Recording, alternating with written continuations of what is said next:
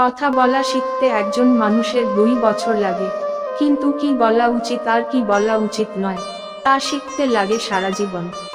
ব্যবসা যতই ছোট হোক, স্বাধীনতা কিন্তু নিজের কাছে।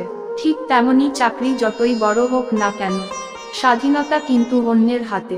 মাটিতে পড়ে থাকা ধুলো তোমার কোন ক্ষতি করে না ঠিকই, কিন্তু সেগুলো যখন চোখে পড়ে তখন খুবই যন্ত্রণা দেয়। খাদ্যের অভাবে কেউ মরে না, কিন্তু আনন্দের অভাবে মানুষের মৃত্যু ঘটে। বাস্তব এটাই, যে চায় সে পায় না, আর যে পায় সে অবহেলা করে। ভালো তো সবাই থাকতে চায়, কিন্তু ভাগ্যটা সবাইকে সেই সুযোগ দেয় না। কেউ তোমাকে ধোঁকা দিলে ভেবো না যে তুমি হেরে গেছো। ভালো কিছু করে তাকে দেখিয়ে দাও যে সে তোমার যোগ্য ছিল না। কালাম স্যার বলেছেন, নিজেকে কখনো যদি একা মনে হয়, তাহলে আকাশের দিকে তাকিয়ে থাকো, কারণ আমরা একা নই, পৃথিবীটা আমাদের বন্ধু। মধ্যবিত্ত পরিবারের ছেলেরা পকেটে হাত দিয়ে হাঁটে, মানে স্টাইল করার জন্য নয়, তাদের পকেটের 50 টাকাটা যেন হারিয়ে না যায় সেজন্য। খুদ সবার মধ্যে কম বেশি থাকে, কিন্তু আমরা অপরের মধ্যে বেশি করে দেখতে পাই। টাকা থাকলে সুন্দরী মেয়ের অভাব হয় না, আর সুন্দরী মেয়ে থাকলে ফকির হতে সময় লাগে না। খালি পকেট আর বেকারত্ব তোমাকে যা শেখাবে, পৃথিবীর কোন বই তোমাকে শেখাতে পারবে না। ভেঙে ফেলা সহজ, কিন্তু গড়ে তোলাটাই হচ্ছে কঠিন। আর কষ্টটা ঠিক তখনই হয় যখন তিল তিল করে গড়ে তোলা কোন জিনিস নিমেষেই ভেঙে চুরমার হয়ে যায়।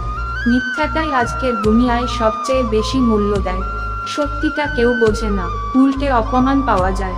পাশে দাঁড়িয়ে ভরসা দেওয়ার লোক নেই, সামনে দাঁড়িয়ে পথ দেখানোর লোক নেই, কিন্তু পিছনে দাঁড়িয়ে সমালোচনা করার অনেক লোক আছে। অন্যের পেছনে সমালোচনা মানুষগুলো সব সময় পেছনেই পড়ে থাকে, কখনো সামনে এগোতে পারে না। দুঃখ আছে বলেই সুখের এত দাম। শুধু চিনে রাখো দুঃখের দিনে কাছের মানুষগুলোর ব্যবহার। আমার মতন আমি চলি, সেটাকে কেউ যদি ঘ্যাম মনে করে তাহলে আমার কিছু করার নেই। বসো। মধ্যবিত্ত মানে একদিন সব ঠিক হয়ে যাবে, আর সেই দিনটার জন্যই বেঁচে থাকার লড়াই। মানুষ কেন এমন হয় দেখতে লাগে মায়াময়, কাছে এলে অভিনয়, দূরে গেলে কিছু নয়। এই কি মানুষের পরিচয়? তাই তো মানুষকে বিশ্বাস করতে ভয় হয়। আমরা ছেলে, বসো। ইনকাম না করতে পারলে কোথাও আমাদের স্থান নেই। সম্পর্ক বলে কিছু হয় না।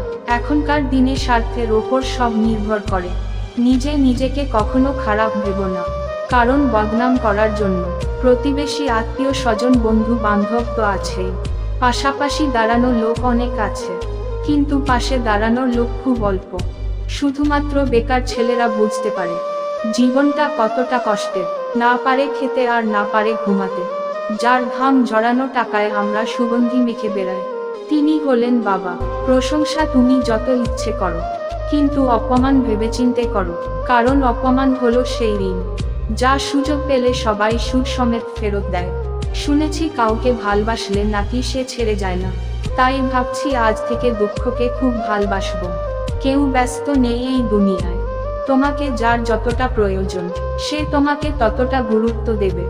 যে আড়ালে কাজের বিঘ্ন ঘটায় কিন্তু সামনে ভালো কথা বলে, যার উপরে মধু কিন্তু অন্তরে বিষ, তাকে পরিত্যাগ করা উচিত। জীবনে সবকিছুর অভাব হলেও একমাত্র কষ্টের কোন অভাব হয় না। কার খবর কে রাখে? হাসলে কি সবাই ভালো থাকে? জীবনটা এমন এক পর্যায়ে পৌঁছে গেছে যেখানে রাগ করলেও কেউ থামাতে আসে না, কেউ কেয়ার করে না। নিজের রাগ নিজেকেই ভাঙিয়ে নিজেকে সান্ত্বনা দিতে হয়। বিশ্বাস করে মনের কথা অন্যদের বললে ঠকতে হয়, আর বন্ধুদের বললে ট্রিট দিতে হয়। কারো নামে দিব্যি খেয়ে মিথ্যা কথা বললে কেউ মরে না, মরে যায় বিশ্বাস।